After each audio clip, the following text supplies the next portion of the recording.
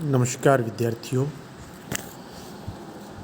हम कर रहे हैं अंग्रेज़ों की भारत पर विजय पर छठा व्याख्यान। विगत व्याख्यान में हमने प्लासी के युद्ध के बारे में बात की थी कि प्लासी के युद्ध में किस प्रकार षड्यंत्र के द्वारा अंग्रेज़ों को विजय प्राप्त हुई और नवाब पराजित हुआ अपने ही लोगों के विश्वासघात के कारण। इस युद्ध में नवाब की पराजय के और भी जो कारण थे उनका हमने विगत व्याख्यान में उन पर बात की। साथ में प्लासी की जो लड़ाई है उसका जो इम्पोर्टेंस है उस पर बात की, जिसमें राजनीतिक महत्व हो या आर्थिक महत्व हो। हमने वो जो नैतिक महत्व की बात की, सैनिक महत्व की हमने बात की। ये सारी चर्चा हमारी विगत व्याख्यान में हुई थी। अब आज नया जो नवाब बनता है वहाँ का, जिसका नाम मीर जाफ़र है, मीर जाफ़र के बारे में हम चर्चा करेंगे। मीर जाफ़र और अंग्रेज। मीर जाफ़र जो कि 1757 से 60 के बीच में बंगाल का नवाब रहा। मीर जाफ़र षड्यंत्रों, कुचक्रों तथा विश्वासघात के माध्यम से बंगाल का नवाब बना था और इस घृणित कार्य में उसे कंपनी तथा उसके अधिकारियों से सहायता मिली थी। विश्वासघाती लोग बड़े ही घृणित तथा जनता में अलोकप्रिय होते हैं। इसी कारण उनको अनेक कठिनाइयों का सामना भी करना पड़ता है। इतिहासकार राम गोपाल लिखते हैं कि इस अवधि में यानी कि 1757 से लेकर के 1760 तक में मीर जाफ़र की अवस्था सिराजुद्दौला से भी अधिक शोचनीय रही। सिराजुद्दौला कौन? जो मीर जाफ़र से पहले बंगाल का नवाब था, जिसके साथ में अंग्रेज़ों ने प्लासी का युद्ध किया, जिसके साथ में मीर जाफ़र ने विश्वासघात किया। उससे भी अधिक शोचनीय स्थिति विद्यार्थियों हो जाती है मीर जाफ़र की। मीर जाफ़र की यदि आंतरिक कठिनाइयों की बात करें तो सबसे पहला तो है संप्रभुता की समस्या। संप्रभुता की समस्या से तात्पर्य विद्यार्थियों यह है कि मोटा मोटी मैं जो बताता हूँ कि स्टेट में डिसीजन कौन लेगा, पॉलिसी मेकिंग कौन है, अपॉइंटमेंट्स कौन करेगा और उनको डिसमिस कौन करेगा, ये होता है। एक सफल शासक के लिए संप्रभु होना आवश्यक है। तो यदि हम मीर जाफ़र की बात करें तो उसके अपने लालच के चरित्र के कारण और जो सौदेबाजी हुई उसमें उसे पद तो प्राप्त हो गया और उसने सोचा था कि उसे पद भी प्राप्त होगा, प्रतिष्ठा भी प्राप्त होगी और वैभवपूर्ण जीवन व्यतीत कर सकेगा, परंतु उसका यह सोचना गलत सिद्ध हुआ, भ्रामक सिद्ध हुआ। मीर जाफ़र के नवाब बन जाने पर बंगाल राज्य की प्रभुसत्ता मीर जाफ़र और कंपनी के मध्य विभक्त हो गई। इस पर भी वास्तविक शक्ति कंपनी के पास रही और मीर जाफ़र एक जिसको हम कहते हैं टिटुलर हेड यानी कि नाम मात्र का शासक बना रहा। अतः उसे शासन संचालन में अनेक कठिनाइयों का सामना करना पड़ा। परिणाम स्वरूप उसका जीवन पहले से अधिक भार स्वरूप हो गया। जिन अंग्रेज़ों की सहायता से वह नवाब बना था वे उस पर हावी हो गए। अगला जो आंतरिक कठिनाइयों की बात हम कर रहे हैं, अगला है आर्थिक अवस्था। एक राज्य के शासन संचालन के लिए धन की परम आवश्यकता होती है और नवीन राज्य के लिए इसकी और भी अधिक आवश्यकता होती है। मीर जाफ़र बंगाल का नवाब था, नया नवाब। नए शासक के लिए धन की आवश्यकता होती है। ये नया शासक था मीर जाफर। अतः उसे बंगाल का प्रशासन चलाने हेतु धन की परम आवश्यकता थी। परंतु उसका कोष तो कंपनी व कंपनी के अधिकारियों को तुष्ट करने में ही रित गया, यानी कि खाली हो गया। नवाब बनने से पूर्व उसने कंपनी के अधिकारियों से इतने वादे कर लिए थे कि उसे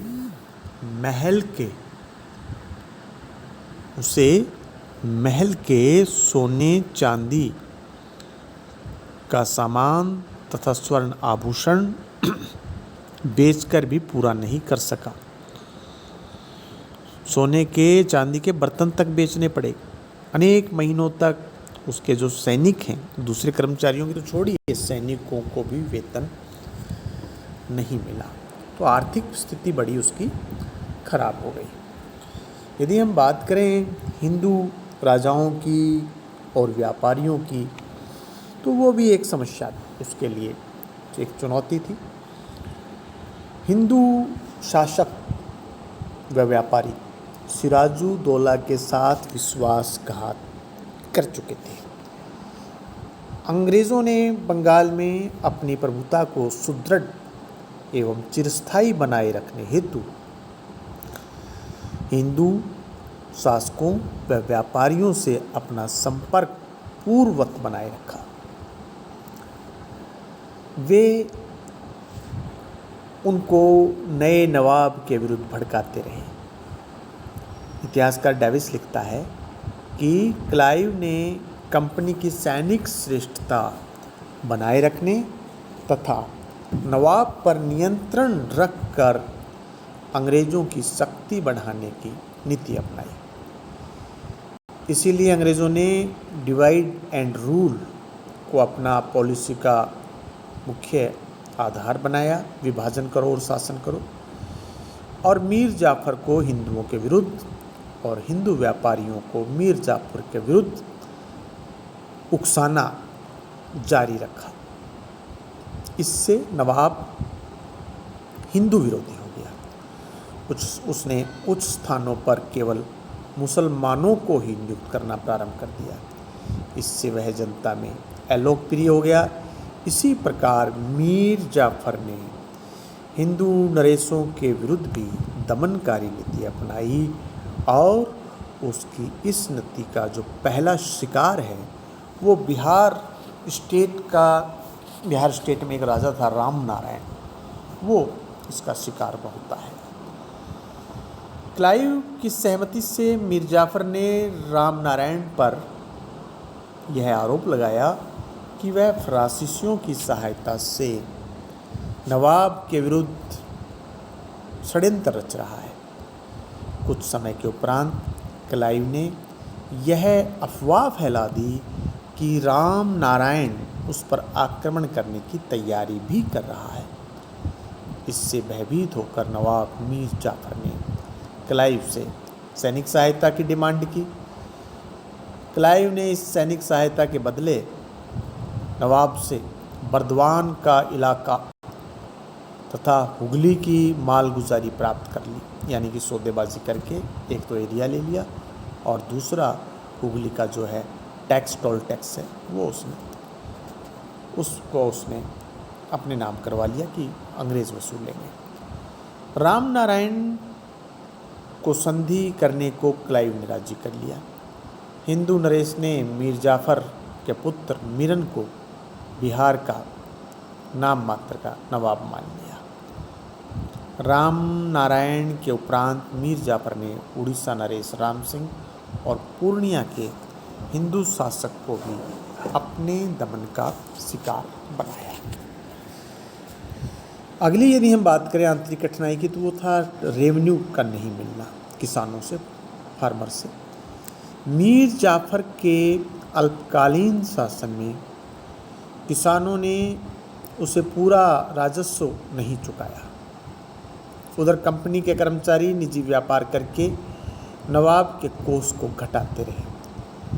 इसके परिणाम स्वरूप मीर जाफर की आर्थिक स्थिति दिनों दिन दयनीय होती चली गई। हम बात करें मीर जाफ़र की जो बाहरी कठिनाइयाँ थीं उनके बारे में। पहला तो शाह आलम का आक्रमण।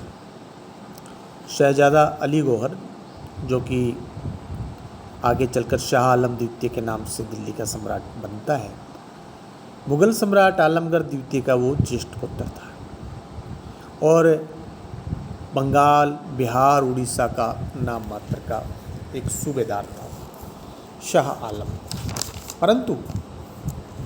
परंतु उसके देखते देखते बंगाल पूर्ण स्वतंत्र हो गया। 1759 में उसने अपने को वास्तविक सिद्ध करने की दृष्टि से बिहार की ओर उसने अपना अभियान कूच किया, यूँ कहें। वहाँ का जो सूबेदार था राम नारायण घबरा गया। मीर जाफ़र को इसकी सूचना मिलते ही उसने क्लाइव से सहायता को कहा। क्लाइव ने फौरन मीर जाफ़र के पुत्र मीरन के नेतृत्व में एक सेना पटना के लिए भेज दी। अतः शाह आलम की वहाँ पे कोई दाल नहीं गली। अली गौहर जिसको कहा गया है, 1760 में उसने पुनः प्रयास किया, परंतु उसकी सेना जो ही पटना पहुँची उसे खबर लगी कि उसके पिता मुग़ल सम्राट आलमगीर द्वितीय का स्वर्गवास हो गया है, जिसके फलस्वरूप अली गौहर को मुग़ल सम्राट घोषित किया गया और वह दिल्ली के लिए रवाना हो गया। अगला है डच आक्रमण। बंगाल में अंग्रेज़ों का प्रभुत्व स्थापित हो जाने के कारण डच लोगों के व्यापार को बड़ा आघात पहुंचा। अतः अंग्रेज़ों को बंगाल से निकालने हेतु उन्होंने 1759 में अंग्रेज़ों के विरुद्ध शस्त्र उठाए, परंतु वे चिंसूरा के मैदान में उनसे पराजित हो गए। कुछ इतिहासकार कहते हैं कि यह डच आक्रमण करवाने में नवाब मीर जाफ़र का हाथ था। अतः इस आक्रमण के कारण अंग्रेज़ नवाब मीर जाफ़र से नाराज हो गए।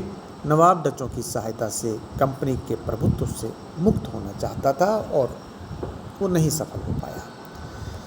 इसके बाद है मीर जाफ़र और अंग्रेज़ों के संबंध में कटुता। अब जब इतना सब हो रहा था तो दोनों पक्षों में मीर जाफ़र और अंग्रेज। मीर जाफ़र जो कि अंग्रेज़ों की अनुकंपा से नवाब बना हुआ था और उसने अंग्रेज़ों को संतुष्ट बनाए रखने में कोई कमी भी नहीं रखी, लेकिन इसके बावजूद भी दोनों के संबंध ठीक नहीं थे और जल्दी ही संबंधों में कटुता उत्पन्न हो गई। इस कटुता के यदि हम कारणों की बात करें तो पहला कारण तो डच आक्रमण हो गया जो हमने अभी किया है। दूसरा आक्रमण अंग्रेज़ों द्वारा लगातार धन की मांग करना। अब जब नवाब के बर्तन बिक रहे हैं, जो आभूषण पहले बिक चुके, अभी भी अंग्रेज़ धन की मांग कर रहे हैं, तो जाहिर सी बात है कि नवाब के पास जब देने को कुछ नहीं रहा तो फिर अंग्रेज़ जो धन के लोभी थे नवाब से नाराज़ हो गए। तीसरा, प्रशासन से नवाब का असंतुष्ट होना। धन के अभाव में नवाब शासन ठीक तरह से नहीं चला पा रहा था, इसका उसे आभास हो गया था। एक बार महीनों से वेतन न मिलने के कारण असंतुष्ट सैनिकों के द्वारा नवाब को घेर लिया गया था। ऐसी स्थितियां नवाब को विचलित कर रही थी और वो अंग्रेज़ों के प्रभुत्व से मुक्त होना चाहता था। अगला है नवाब की प्रतिष्ठा में कमी। तो ये तो हम विद्यार्थी पढ़ ही रहे हैं कि वो नाम मात्र का नवाब था, असल शासन सत्ता अंग्रेज़ों के हाथ में थी। तो नवाब की प्रतिष्ठा जो है, अब जितने अधिकारी कर्मचारी थे वो अंग्रेज़ों की आज्ञा का पालन करते थे, नवाब की आज्ञा की अवहेलना करते थे, तो प्रतिष्ठा में कमी आना नवाब को खल रहा था। हॉलवेल का नवाब के प्रति दृष्टिकोण। 25 फरवरी 1760 को क्लाइव इंग्लैंड लौट गया। उसके लौटने पर हॉलवेल को इंचार्ज बनाया गया। हॉलवेल का दृष्टिकोण नवाबों के प्रति पहले से अच्छा नहीं था। कलकत्ता की काल कोठरी की घटना के उपरांत बंगाल में पूर्णतः कंपनी की प्रभुता स्थापित करने के लिए हॉलवेल आतुर था। इसके अलावा वह धन का लालची भी था। मीर जाफर से लगातार धन मांगता रहता था। नवाब बड़ा विवश था और अब इस कारण हॉलवेल नवाब को हटा देना चाहता है। नेक्स्ट, मीरन से शत्रुता। अंग्रेज़ों ने बाप बेटे में भी एक गैप डाल दिया।